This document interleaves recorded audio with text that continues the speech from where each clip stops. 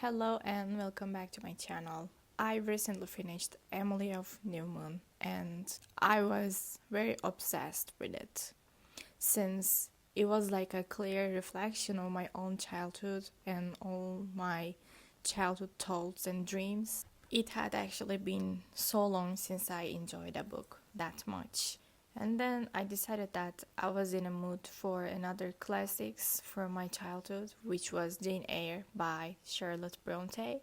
And even though this is not my first time reading this book, it feels like I'm reading a different book because when I read it first, I was 10 years old. And the book that I read was very, very simplified and very bridged version.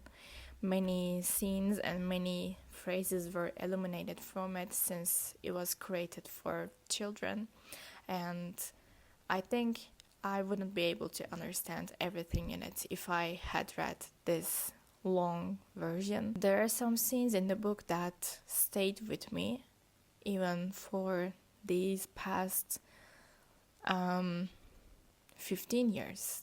Now I'm reading it and I'm refinding those scenes that actually stuck with me. Also, there are some things that I want to understand more, and I think I found some answers to my questions today. I'm on page 178 and you can see how many tabs I've put until arriving at this page. The first question that I had was why Mr. Rochester was interested in Jane. She's so plain, she has no pleasure in life, and as he states in the book, she rarely laughs. At their first encounter, Mr. Rochester seems like a strange man to Jane, and she doesn't like this kind of characteristics in people because she's used to being so straightforward and meaning only the literal meaning of your words. She's a very simple girl. When Edward starts to talk to her about some deeper things that she doesn't understand or she has never thought about, she feels disturbed, I think.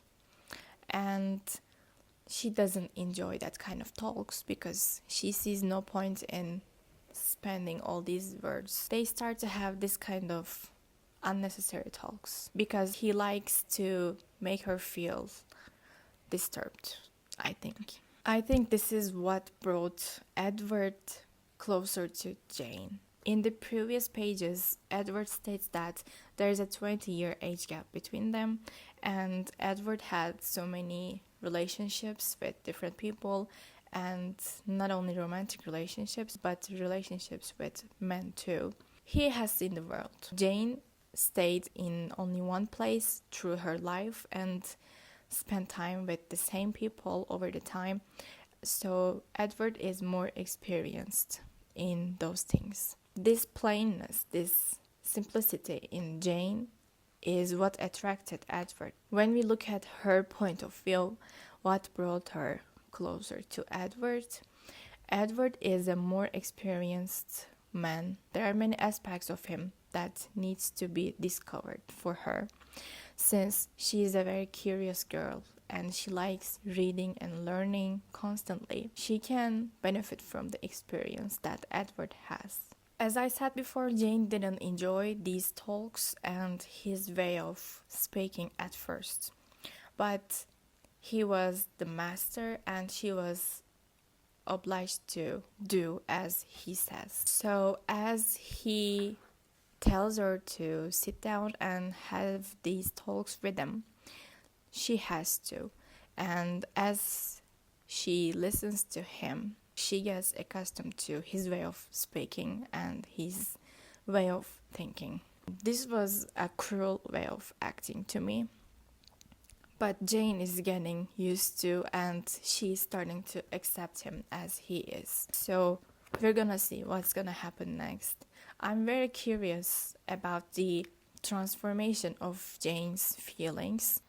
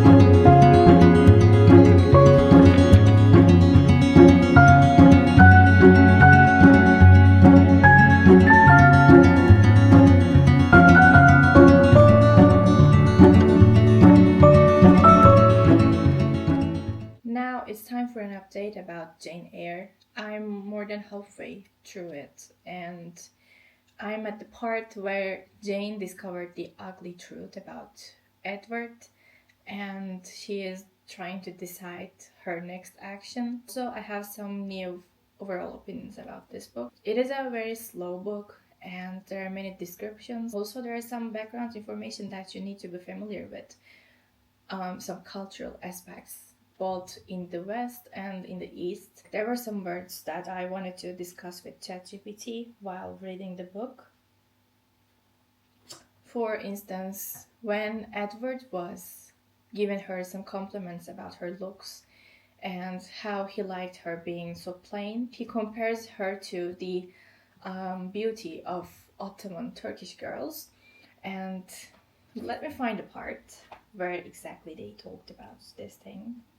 Here in chapter 24, Edward says, "I would not exchange this one little English girl for the Grand Turk's whole seraglio.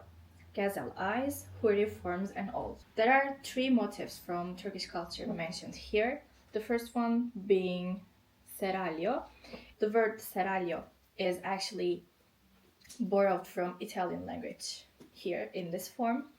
But it comes from the Turkish word saray, which means palace. The palaces in the Ottoman era are very beautiful, and they have so many decorations dedicated to them to show the power of the empire, and sometimes the word refers to a villa kind of house, a big house. So it also signals the power of the owner of that house. And the second motif is gazelle eyes. Gazelle eyes here refers to a dark and very deep eyes of Ottoman and Turkish women. And the last motif here is houri forms. Houri is a religious sign actually. Houris are said to be met in the afterlife when people go to heaven. And houris are very beautiful girls and beautiful creatures in general. I don't know if they have a certain gender. And it actually refers me to an old saying that the beauty is in the eyes of the beholder, and it's important what's your intention and what you're feeling towards the object that you're looking at to see the beauty of it. And in the book, in some other parts, Jane mentions that Edward isn't a handsome man, and she says this out loud to him, but it is the feelings that she has that makes him handsome to her. And after these words about Ottoman culture, Jane says, "If you have a fancy for anything in that line, away with you, sir, to the bazaars of Istanbul without delay." I've seen the city of Istanbul being mentioned in different historic literary pieces, and most of the time it was mentioned as Constantine. I don't know how to say the full version of the word, but in this one, for the first time, it is called with the same name that we call it today, Istanbul and Stambul in the book. This book doesn't have any purpose of portraying some truth in a certain way, and I think this was written in the pure intentions of the author. So the use of word Istanbul in the version that we use today as Turkish people is what was natural at the time to the author, and it also conveys the dominance of Ottoman Empire even in the British parts of Europe, and how it affected their way of speaking and their way of referring to very big and beautiful buildings as sarais. And I was so surprised to find this kind of historical refers to my culture at the time. That's all I have to say about the book for now. Now I have a little less than 200 pages. It's so long. I'm loving it, but it takes me such a long time to move forward. And I don't know if I'm gonna be able to finish this book during this holiday, since we're gonna have so much work at school since this is the end of the year. So I will try to read my best while I'm still on vacation. When you look at the pages read and unread, You can see the difference. It is obvious. And it gives me courage to continue reading it. But I'm so bored. I've read about 70 pages. Today, it now doesn't feel so enjoyable to read this.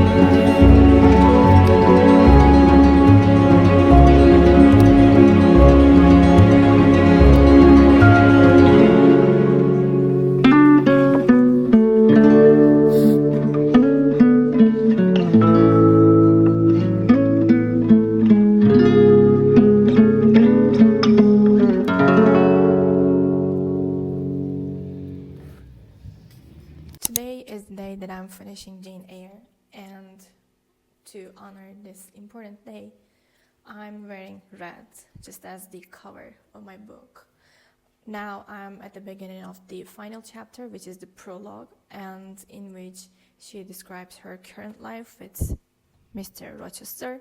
Now, I think after running away from the unfortunate events and starting another life with other people and meeting her new family there, I think that kind of life would be more pleasant for her, since her living with Edward now seems a bit strange and unnatural to me. I think she went back to Edward just because she feels guilty about what happened after she left, the big fire and Edward being physically damaged. I think there is a mad part in Jane that she was so afraid to have dominated after she gets married to Edward at the first attempt that they had. After she found out that the first wife of Edward was a lunatic, as stated in the book, she became so afraid that she would have the same end as her. This was her thoughts about being under the dominance of a man. That's why she wanted to be free as a bird, and that's why she fled eventually. After coming back to Edward, I think she now thinks she is more powerful and Edward won't be that dominant in their present life. That's why I think she chose to live with them. Guess what just happened? I didn't have a chance to read even one page yesterday. I was pretty busy with life errands, and today I also didn't have the chance to start reading the final chapter. Today it was because of the schoolwork, the official things that I was supposed to do today, and now we have only half an hour left until we leave school, and after school I'm gonna have another problem about school to deal with, and I don't know when I will be able to arrive home and finally get a chance to cozy up and have the precious final chapter of Jane Eyre. There is a Turkish saying, I don't know how it actually goes, but The moral of the saying is that you shouldn't talk about future events like you're so sure about it. Yesterday and today, these 2 days are the real example of this saying.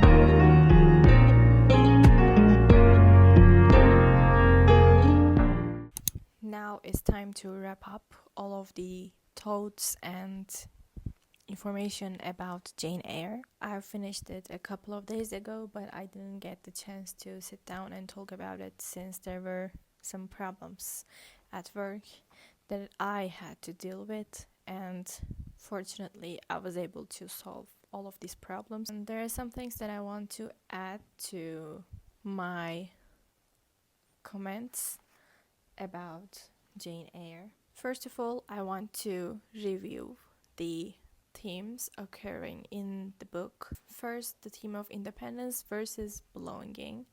She didn't belong to the family of her uncle, but later on when she went to Lowood School and she moved to Thornfield, she was seeking for a place to belong to, and some people who will care about her.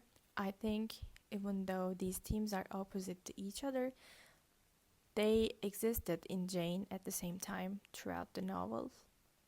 The next theme is law and power.